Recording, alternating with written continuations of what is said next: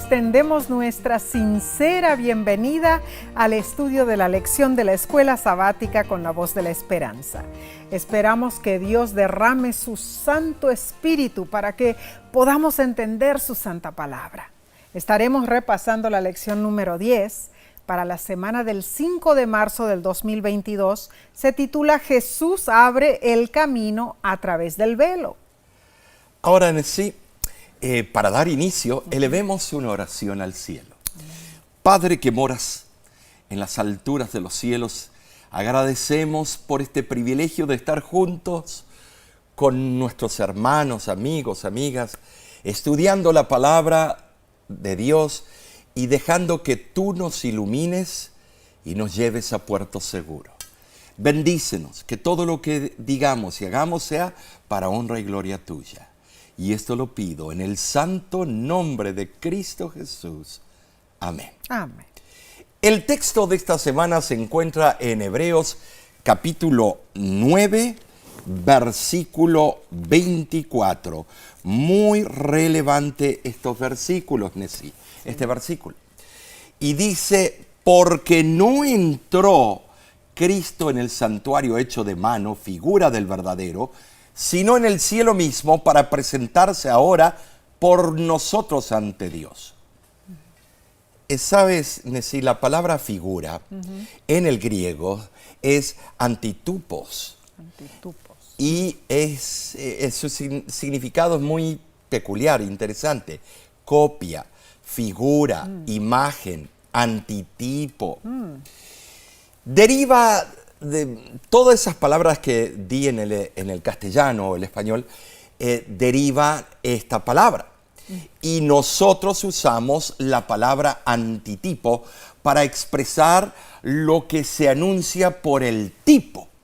Interesante. Entonces, en cuanto al santuario terrenal, podemos decir que era un antitipo del tipo, ¿no es cierto? Sí. En primer lugar, estaba en la tierra. En segundo lugar, no era más que una sombra de las cosas por venir. Así es. Y en tercer lugar, era inaccesible al pueblo. También vemos que en cuarto lugar, el santuario terrenal fue temporal. Y en quinto lugar, fue ineficaz para cambiar el corazón de la gente. Muy cierto. ¿Verdad? El libro Patriarcas y Profetas lo explica de esta manera. Ningún edificio terrenal podría representar la grandeza y la gloria del templo celestial, la morada del Rey de Reyes, donde millares de millares le sirven y millones de millones están delante de él, de aquel templo lleno de la gloria del trono eterno, donde los serafines, sus guardianes resplandecientes, se cubren el rostro en su adoración. Una cita de verdad al punto. Ahora, Pablo pone de relieve el pensamiento de que Cristo ya está ministrando como sumo sacerdote y exhorta a sus lectores a que dejen de depender del antiguo sistema levítico y disfruten plenamente de las gloriosas prerrogativas que dispensa el nuevo pacto. Claro. El ofrecimiento voluntario de Cristo y su entrada en el cielo mismo fueron actos únicos, consumados una sola vez, con el fin de salvarnos. Transportémonos en nuestra mente al día en que los discípulos regresaron del Monte de los Olivos, justo después de que Jesús ascendió al cielo. La lección nos cuenta que ellos se sentían gozosos porque su maestro y amigo había ascendido a una posición de poder y los había invitado a acercarse a Dios. Aunque ellos todavía estaban en el mundo, su esperanza era firme. Sabían que Jesús había ido al cielo para prepararles un lugar y les había abierto un camino a la patria celestial mediante su sangre. El autor de la lección enfatiza algo sustancial. Él dice, la ascensión de Jesús al cielo es fundamental para la teología de Hebreos. Marca el comienzo del reinado de Jesús y el comienzo de su ministerio sumo sacerdotal en nuestro favor. Finalmente, lo más importante es que la ascensión de Jesús marca el momento en que se estableció el nuevo pacto, que brinda los medios necesarios para poder acercarnos a Dios con valentía, por supuesto, mediante la fe. Es nuestro privilegio ahora acercarnos a Dios con confianza a través de Jesús y los méritos de su justicia. Hermoso. Entonces, la ascensión de Jesús es el comienzo de una nueva etapa cuando Él da inicio a su sumo sacerdocio. Muy cierto, Omar. Ahora, muchos cuestionan los ritos del santuario terrenal. Se preguntan por qué Dios instituyó un sistema de sacrificios que no funcionó, como vemos claramente en la discusión en Hebreos, ¿no es cierto?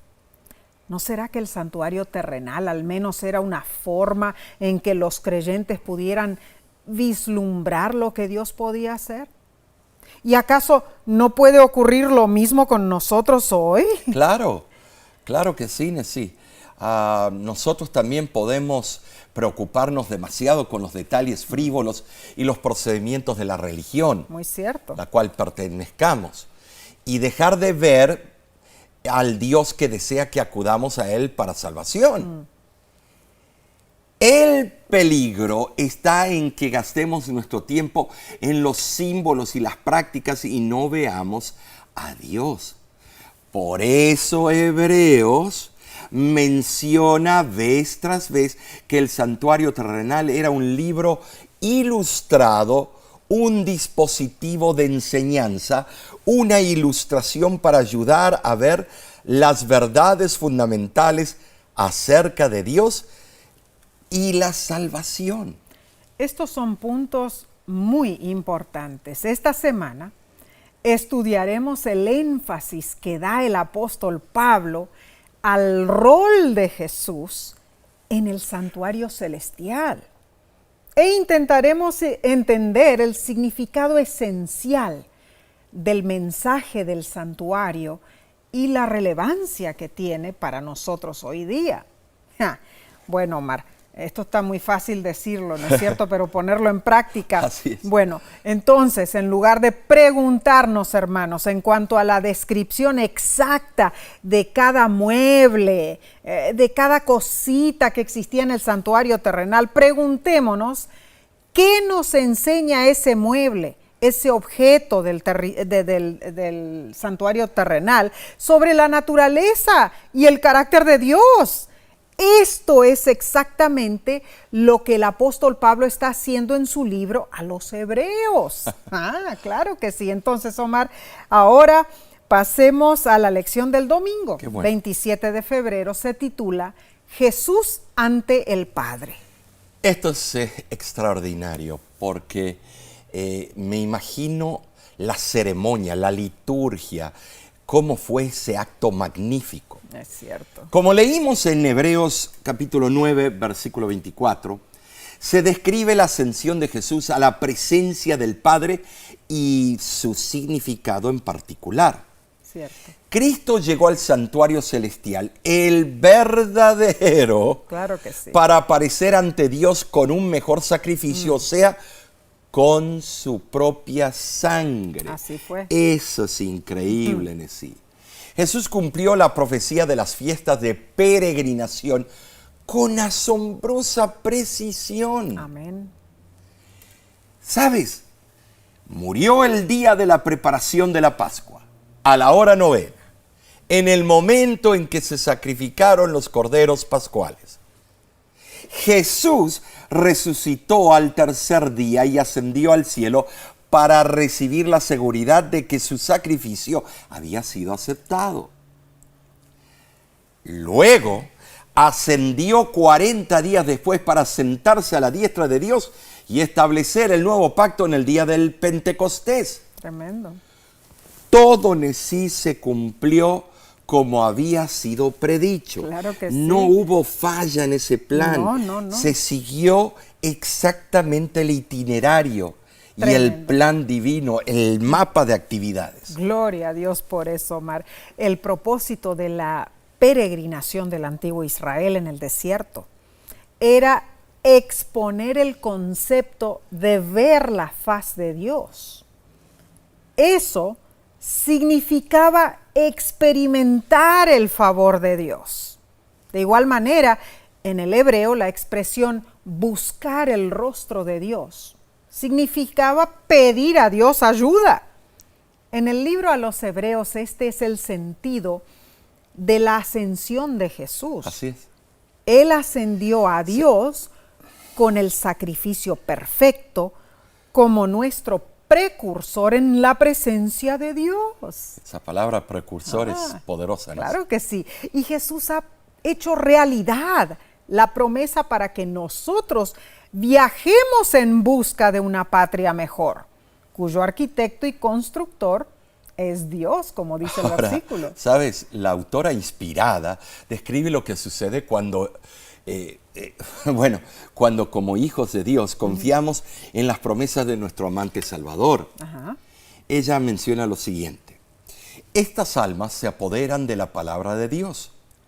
Ven que los milagros, la abnegación, el sacrificio de Cristo, su crucifixión fueron para ellos. El lenguaje del corazón será: Él murió por mí. Él triunfó en la muerte para que yo no perezca, sino que crea en Él como mi Salvador personal y tenga esa vida que se mide con la vida de Dios. En la riqueza de su gracia se han posesionado de mí tesoros tan perdurables como la eternidad. No hay duda alguna, hermanos. Podemos descansar sobre algo seguro. Así es. Sabemos que Dios delineó un plan certero para nuestra salvación y damos gracias a nuestro Salvador Cristo Jesús, pues Él cumplió todo lo necesario para que tú, para que yo, todos seamos salvos. Cuenta la historia sobre lo que dijo Michael Faraday antes de morir en 1867 en Inglaterra. Faraday era un famoso físico, un hombre de gran talento que contribuyó en los estudios de electromagnetismo y electroquímica. Cuando él se hallaba cerca de la muerte, un amigo le preguntó: Michael, ¿cuáles son tus teorías ahora? ¿Teorías? No tengo ninguna. Ya todo eso pasó. Hoy descanso sobre seguridades, no teorías, porque yo sé a quién he creído y estoy cierto que es poderoso para guardar mi depósito para aquel día. El hecho de haber repetido el versículo que se encuentra en 2 Timoteo 1, versículo 12, fue su testimonio de la seguridad que ese científico tenía en Dios. Se nota que Michael Faraday estudiaba su Biblia. Es muy interesante. Y la lección de este día nos pregunta: ¿por qué la realidad de Cristo, no solo su cruz, sino también su mediación ahora en el cielo, debe sustentar la seguridad de nuestra salvación? Bueno, nuestra seguridad se basa en nuestra fe, y nuestra fe se basa en las verdades bíblicas. En un libro de Celaya, titulado El libro de la locura, aparece un robot que supuestamente ejerce fe por los seres humanos. Interesante. ¿No es cierto? Aunque es una parodia, debemos cuidarnos de no hacer lo que hizo Israel en el desierto, de pedir intermediarios entre nosotros y Dios. Es cierto. A veces tendemos a permitir que otros estudien la Biblia por nosotros para encontrar las gemas de la verdad. Muchos piensan que solo un pastor o sacerdote debe estudiar la Biblia. Cuán equivocados. Algunos hasta se sienten tentados a pensar que las oraciones de otros en su favor tienen más peso ante Dios que sus propias oraciones. Esto lo veo constantemente. Me piden a mí que oren por ellos porque mi oración es de más potencia, de más auge, no sé. Pero no trabaja así. El Señor quiere que tú ores, quiere ver tu actitud. Debemos evitar esta trampa espiritual. Cierto. Porque gracias a Jesús tenemos seguridad eterna y podemos acercarnos a Dios sin la necesidad de nadie más. Qué hermoso. No necesitamos nadie más. Para mí el vivir es Cristo que me fortalece. Gloria a Dios por ofrecernos seguridad. Y la pluma inspirada dice lo siguiente: Dios desea que escojamos lo celestial en vez de lo terrenal. Nos presenta las posibilidades de una inversión celestial. Amén. Quisiera estimular nuestros más elevados blancos, asegurar nuestro más selecto tesoro. Declara: haré más precioso que el oro fino al ser humano. Cuando hayan sido arrasadas las riquezas que la polilla devora y el orín corrompe, los seguidores de Cristo podrán regocijarse en su tesoro celestial, las riquezas imperecederas. Ay, Omar, este estudio Tremendo. nos está abriendo el entendimiento en una forma completamente diferente, yo diría. Claro que sí, porque estábamos siguiendo un patrón que ya habíamos estudiado en otros trimestres, pero ahora vino el ingrediente que necesitábamos. Claro ver que sí. exactamente a Cristo entrando en el sacerdocio celestial. Tremendo eso. Es increíble encontrar las facetas, encontrar los peldaños, todos los pasos y cómo son relevantes para la vida diaria del hombre, Claro que y de sí. su iglesia. Muy cierto, Omar. Vamos a seguir estudiando, pero por el momento haremos primero una breve pausa y enseguida volvemos con la parte del día lunes. No te vayas.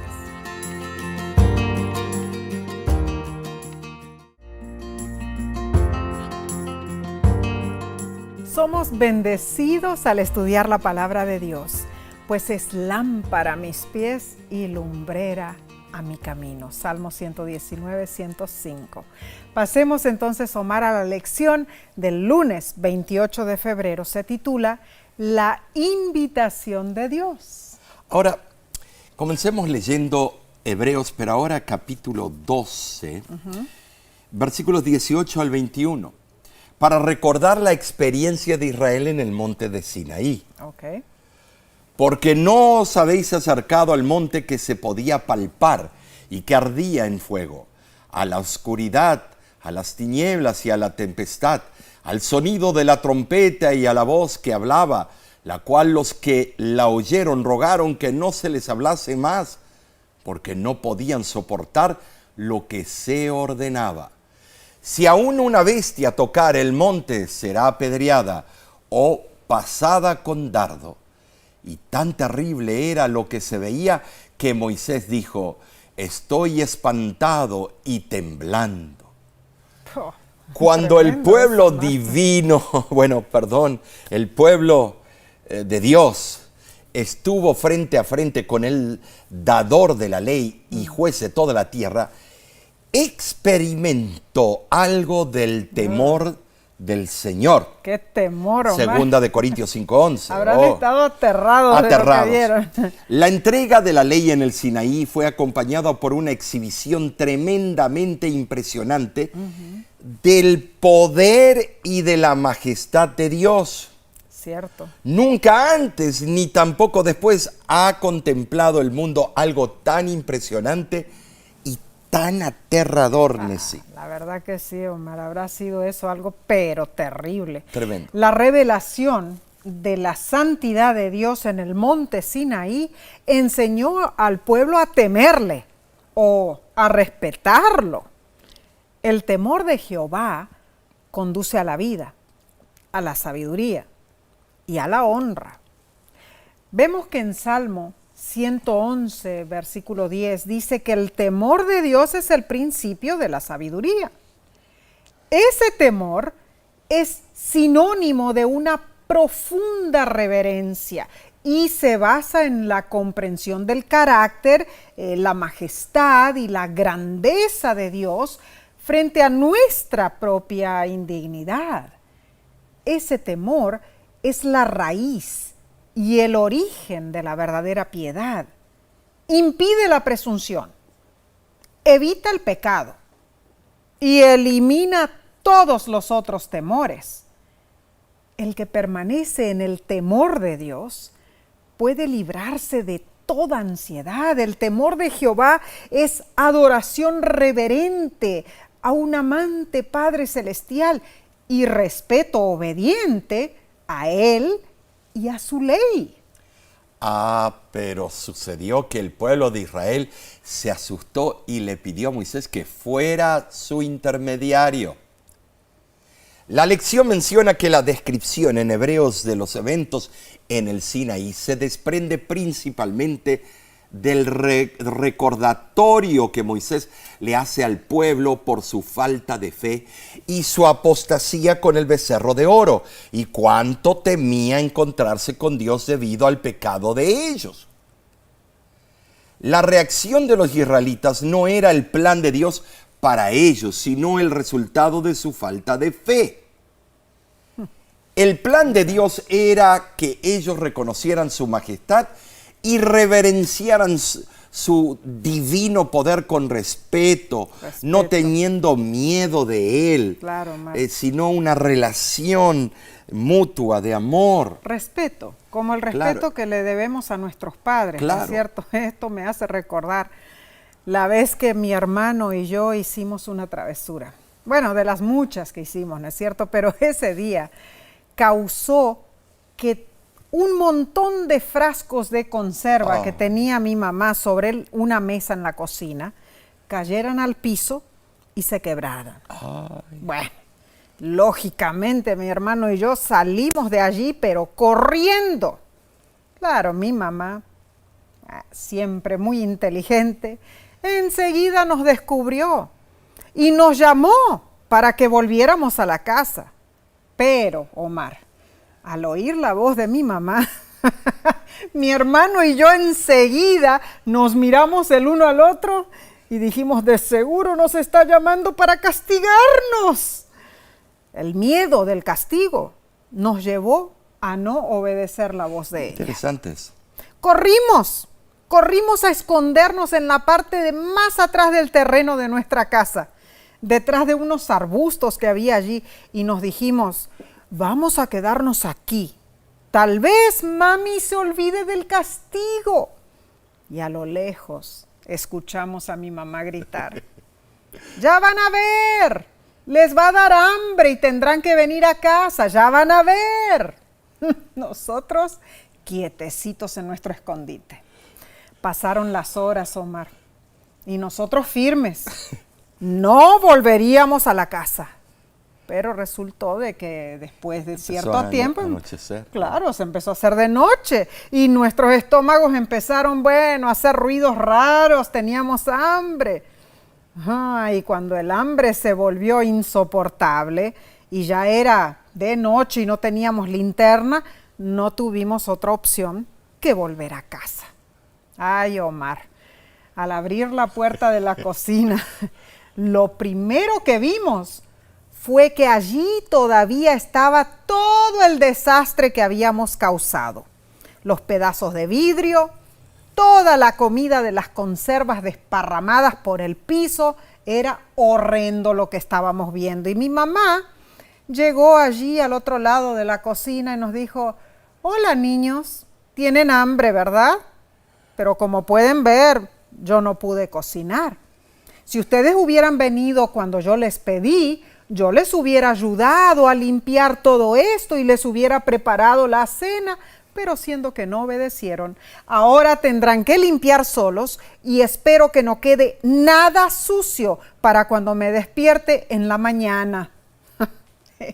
Esa noche yo aprendí que era mejor respetar a mi madre y no escaparme de ella por miedo al castigo. La verdad que aprendiste una buena lección. Sí, es En una cierto. forma similar podemos decir, sí, que Dios espera que lo respetemos Así es. y que le obedezcamos, Claro no que como sí. a Adán y Eva que se fueron y se escondieron. Es cierto. La lección nos pregunta, ¿por qué no debemos tener miedo de acercarnos a un Dios santo? Y bueno, ¿de qué manera se nos exhorta que debemos acercarnos a Él? Así como el antiguo Israel oyó en el monte Sinaí la voz de Dios, también nosotros podemos oírla y debemos acercarnos reverentemente al monte Sión, sin miedo, pero siempre atentos y respetuosos a la voz de Cristo. Es que el respeto es importante en nuestra relación con Dios. Este es un consejo muy sabio, hermanos. La invitación de Dios es clara para cada uno de nosotros. ¿Cuál es, Omar, esa gran invitación que tenemos de parte de Dios? Que nos acerquemos a Él en el temor de Jehová. Interesante. Muy interesante esta lección, Omar. Pero pasemos a la parte del martes 1 de marzo. Se titula La necesidad de un velo. Los velos tienen una doble función, ¿no? Así es. Pueden servir de entrada o como una cortina que pone límites para que no se pueda entrar. Bueno, el término que Hebreos usa para la palabra velo es catepetasma. Petasma. Es interesante, porque esta palabra puede referirse, bueno, a cortina de la corte o a la cortina de la entrada del aposento exterior del santuario o al velo interior que separaba el lugar santo del lugar santísimo. Claro. Ahora, Dios dio una advertencia y esto lo leemos en Levíticos 16:2. Y Jehová dijo a Moisés, di a Aarón tu hermano, que no en todo tiempo entre en el santuario detrás del velo, delante del propiciatorio que está sobre el arca, para que no muera. ¡Qué advertencia!, ¿no es cierto? Aquí se hace referencia al segundo velo que estaba delante del propiciatorio. Era delante de ese velo donde se paraban, bueno, los sacerdotes, sumos sacerdotes, para ofrecer el incienso sobre el altar del incienso.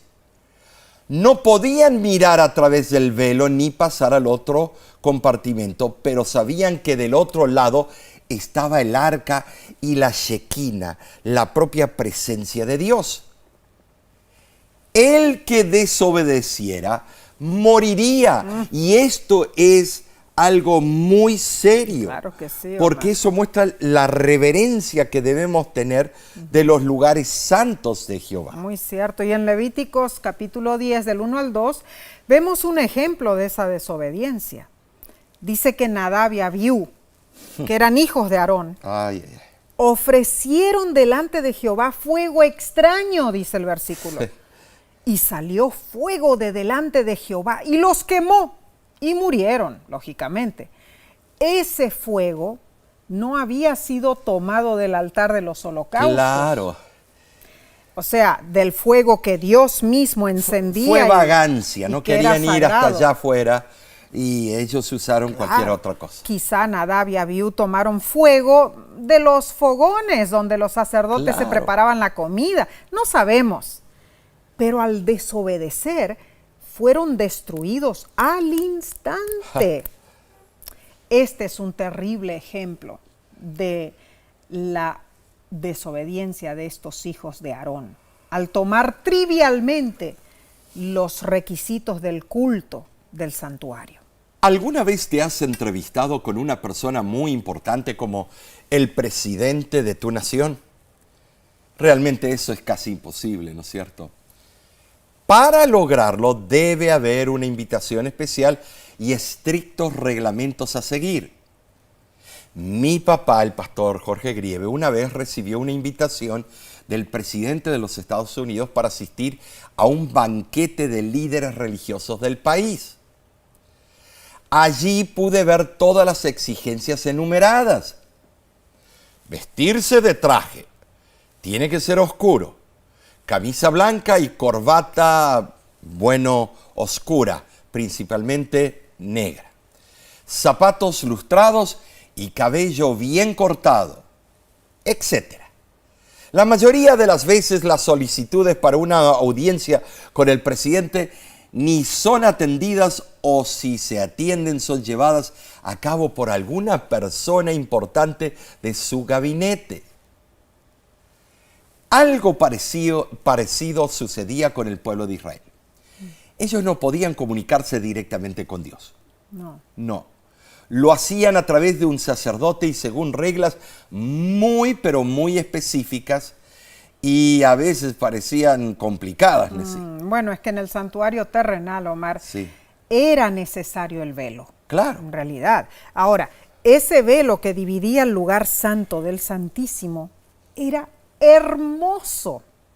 Era una cortina azul, púrpura y carmesí de lino fino torcido. De colores, ¿sabes?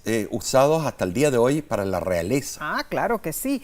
Era la obra de un obrero adiestrado. Así es. Y el velo estaba adornado con querubines, lo que habrá sido Y eso. los hilos bañados en oro. Claro.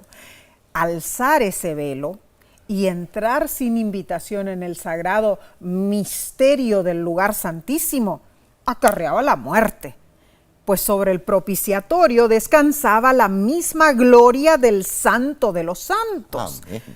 A la gloria que nadie podía mirar y sobrevivir.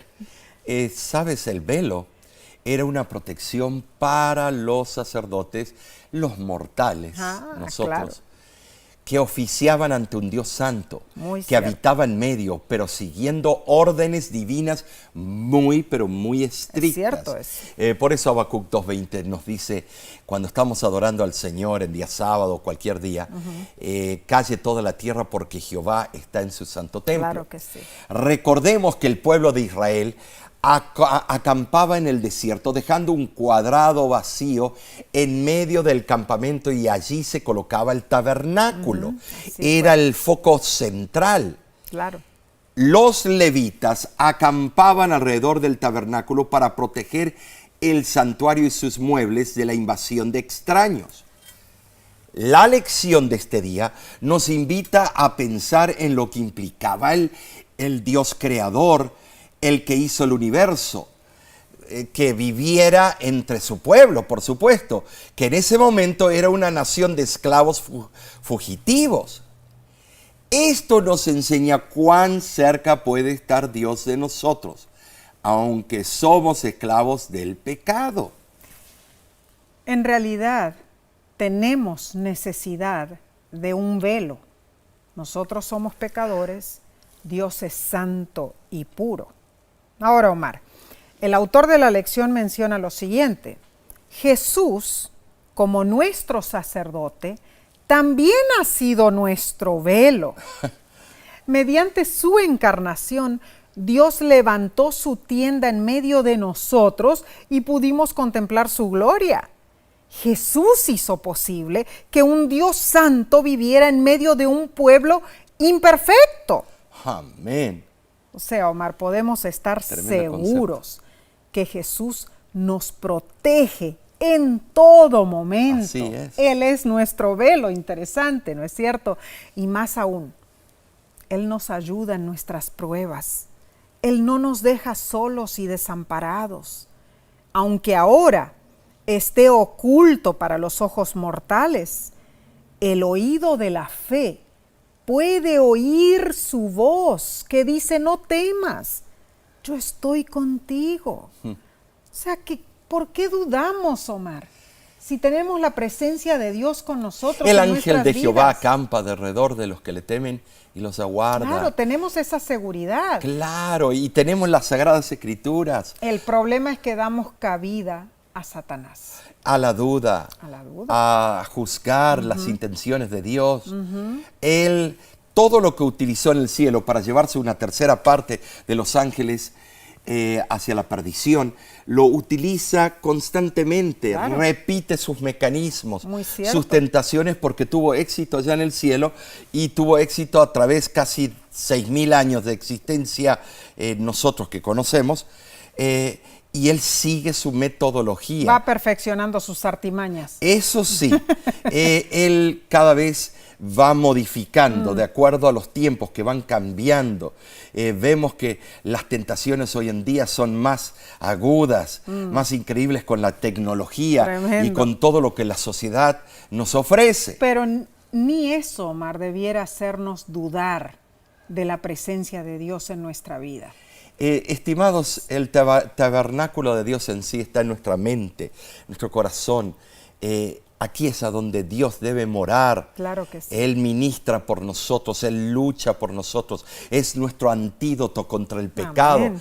¿Qué haces dejándolo afuera? Es una pérdida tan grande de no tenerlo al Maestro dentro de tu corazón. Tienes que tomar tu decisión por Amén. Cristo. Y si alguien que está estudiando la lección con nosotros no se ha bautizado, ¿qué estás esperando? Hazlo. ¿Que caiga un rayo del cielo o que venga el día del juicio súbitamente en tu vida? No. Ay, no. Hoy es el día de Jehová. Amén. Dura cosa es darse contra el aguijón, hermano. Hoy debes entregar tu corazón a Cristo. Continuaremos entonces con el estudio de esta semana, pero primero, Omar, tomaremos un corto descanso y volvemos en unos instantes. No te vayas.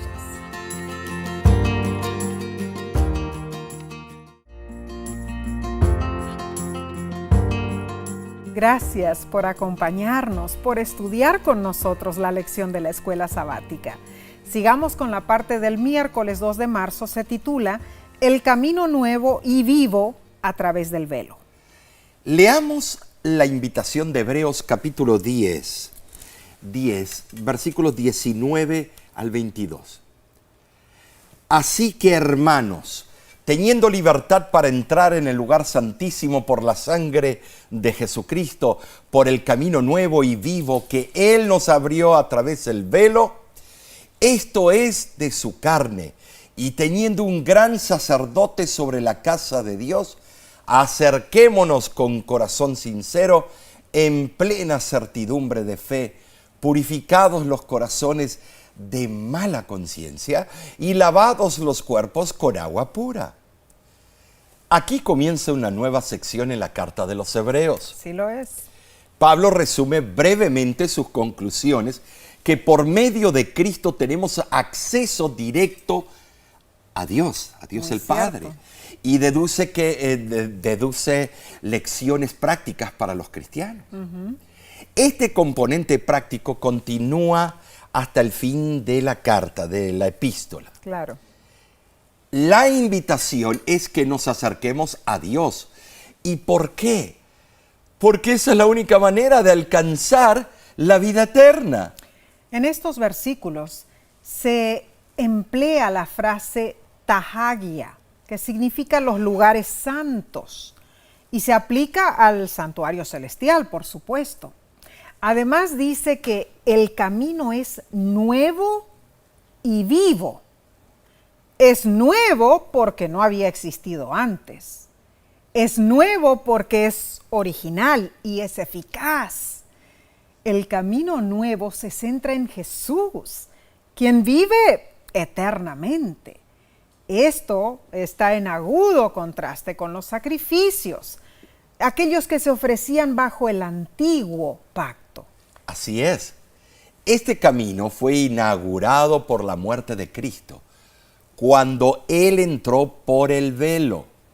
Algunos comentaristas bíblicos enseñan que el velo representa la puerta por la cual se llega a la presencia divina. Pero este velo parece usarse aquí con el sentido de algo que oculta la presencia divina. Esta interpretación parece concordar con el simbolismo de Hebreos capítulo 6, versículo 19.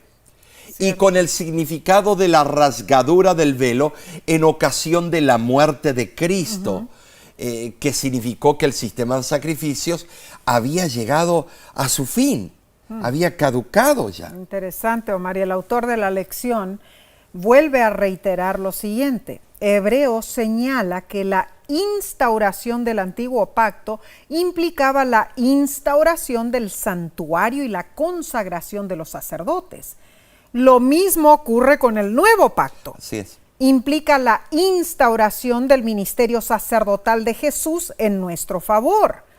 La ascensión de Jesús ante Dios ha inaugurado una nueva era para el pueblo de Dios. Zacarías 3 menciona que Satanás estaba en la presencia de Dios para acusar al pueblo. Sin embargo, con el sacrificio de Jesús, Satanás ha sido arrojado del cielo. ¿Sabes, Nesí? Déjame interrumpirte. Cuando dice claramente, yo vi a Satanás caer como un rayo del cielo. Tremendo, Omar, en serio. Muy cierto. Ahora, mis hermanos, es Jesús quien intercede por nosotros. Y mediante su sacrificio y su fidelidad, reclama la salvación para nosotros. Amén por eso. Mediante Cristo tenemos acceso directo a Dios. Gloria a Dios. Este es el mensaje central de Hebreos. Debido al sacrificio de Cristo, ya no existe un velo que entre nosotros y nuestro Dios. No. El apóstol Pablo establece la superioridad del ministerio celestial de Jesús sobre el ministerio terrenal cumplido por los sacerdotes terrenales. Creer en Cristo y en su ministerio sacerdotal en los atrios celestiales es el comienzo de una vida nueva. Siendo creyentes sinceros, debemos hacer uso de las facilidades que el cielo ha proporcionado tan bondadosamente para que podamos alcanzar misericordia y hallar gracia para el oportuno socorro. Acercarnos equivale a una íntima comunión, una íntima participación con nuestro Salvador. Hebreos 10:22 menciona 4 condiciones que nos presenta Pablo para acercarnos a nuestro sacerdote e intercesor. Primer lugar, un corazón sincero. Debemos acercarnos sin fingimiento y sin hipocresía. En segundo lugar, plena certidumbre de fe. Debemos acercarnos con una fe firme en el poder de Cristo para limpiarnos de pecado y salvarnos. Número 3, corazones purificados. Debemos acercarnos aceptando las estipulaciones del nuevo pacto y consagrarnos a una nueva forma de vida. Número 4, lavados los cuerpos. Esta es una evidencia externa de la transformación interna que se ha efectuado en nosotros. Al bautizarnos damos testimonio público de nuestra intención de participar de los privilegios que siguen a la conversión y aceptamos las responsabilidades. Una demostración pública, eso es el bautismo. Pero el enemigo busca alejarnos de Dios, ¿no es cierto? Sí. Con su famosa artimaña de acusarnos. Omar, la lección de este día termina preguntando lo siguiente: ¿qué acusaciones podría hacer Satanás contra ti delante de Dios? Muchas. Aunque es un mentiroso, ¿cuánto tendría que mentir sobre ti para procurar tu condenación? ¿Cuál es tu única esperanza? Para contestar voy a leer del libro Reflejemos a Jesús. Dice: presente su caso, invocando los méritos de la sangre vertida en la cruz del Calvario en su favor. Satanás lo acusará de ser un gran pecador y usted tendrá que admitir que lo es, pero puede decir: sé que soy un pecador y por eso necesito un Salvador. No tengo méritos o bondad con que reclamar la salvación, pero presento delante de Dios la sangre plenamente expiatoria del Inmaculado Cordero de Dios. Ese es mi único argumento. El nombre de Jesús me da acceso al Padre. Sus oídos están atentos a mi más débil súplica. Hermosa promesa, hermanos. Así es. Tenemos en Cristo Jesús. Ahora, Omar, Vayamos entonces a la parte, el estudio del jueves 3 de marzo, se titula Ellos verán su rostro. Oh, esto es extraordinario. Sí lo es. Cuánto lo he deseado desde que era un mozo, Amén. un niño. Leamos Hebreos capítulo 12, versículos del 22 al 24, donde nos explica lo siguiente. Os habéis acercado al monte de Sión, a la ciudad del Dios vivo, Jerusalén la celestial, a la compañía de muchos millares de ángeles, a la congregación de los primogénitos que están inscritos en los cielos, a Dios el juez de todos, a los espíritus de los justos hechos perfectos, a Jesús el mediador de nuevo pacto y a la sangre rociada que habla mejor que la de Abel.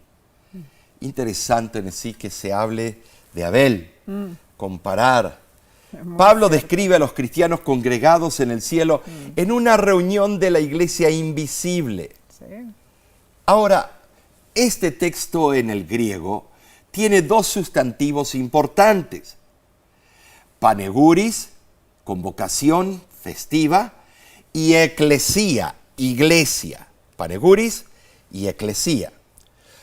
Los que constituyen esa iglesia de los primogénitos son los que han nacido de nuevo.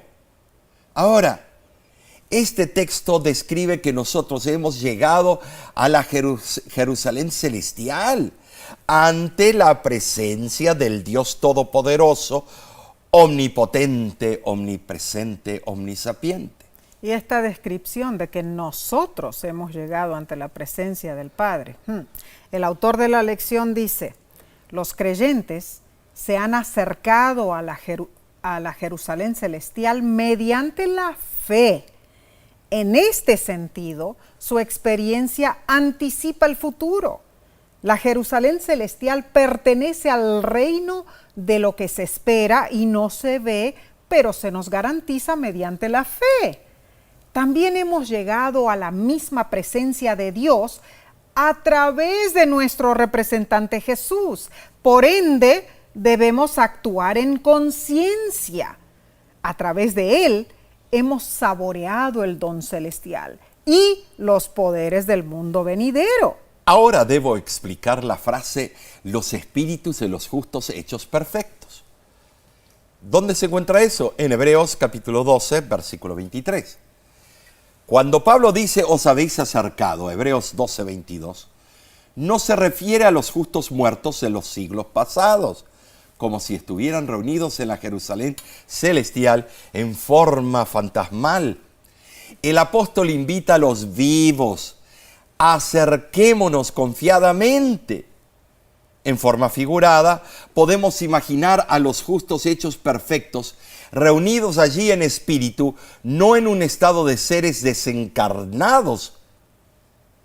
Decir que Pablo se refiere a supuestos espíritus desencarnados sería ponerlo en antagonismo con las claras afirmaciones de las Sagradas Escrituras de la inconsciencia del hombre en el estado de la muerte. Muy cierto. Entonces, los espíritus en esa frase no son ángeles ni el Espíritu Santo, sino seres humanos vivos que por la fe se han acercado a Jerusalén, la Jerusalén celestial. Por la fe, dice. Por la fe, claro. Muy importante entender esto. Como adventistas del séptimo día, tenemos creencias bíblicas muy distintivas. Así es. La doctrina del santuario, el remanente del tiempo del fin de Apocalipsis, la verdad del Santo Sábado, la segunda venida de Cristo, el don de profecía y el estado de los muertos. Durante esta lección, analizamos el estado de los muertos en Hebreos 12, 22 y 23. Tremendo, Nesí, porque esos versículos a veces algunos lo agarran por conveniencia, para explicar algo que no está allí. Porque en la regla de la hermenéutica dice que debemos leer el amplio texto, el contexto. Por la influencia de la filosofía griega, la mayoría de los cristianos a lo largo de la historia han creído que los seres humanos nacen inmortales y que cuando mueren el espíritu va al cielo para vivir con Dios o al infierno para arder eternamente. Wow. Pero como adventistas del séptimo día, nos basamos en la Biblia, Amén. que dice que el alma no es inmortal, el único inmortal es Cristo. Así es. Él nos dará su inmortalidad, pero no somos mini dioses. No. Creemos que Dios creó a Adán del polvo de la tierra, sopló en su nariz aliento de vida y fue el hombre un ser viviente. Génesis 2:7. O alma viviente, o sea, un alma pensante. Como se lee en otras versiones, Nefesh. Con la muerte, el ser viviente deja de existir y solo recibirá vida eterna en la segunda venida de Jesús. Muy cierto, Omar. Ahora, el autor de la lección también explica la tipología de las peregrinaciones anuales de Israel. Oh. O sea, además de esta verdad Tremendo. del estado de los muertos, explica lo de las peregrinaciones. Dice, la ascensión de Jesús cumplió la tipología de las dos primeras peregrinaciones, la Pascua y el Pentecostés. Muy interesantes. Según Hebreos y Apocalipsis, la última peregrinación, o sea, la fiesta de los tabernáculos, aún no se ha cumplido. Claro, no, porque tenemos que recibir las nuevas mansiones.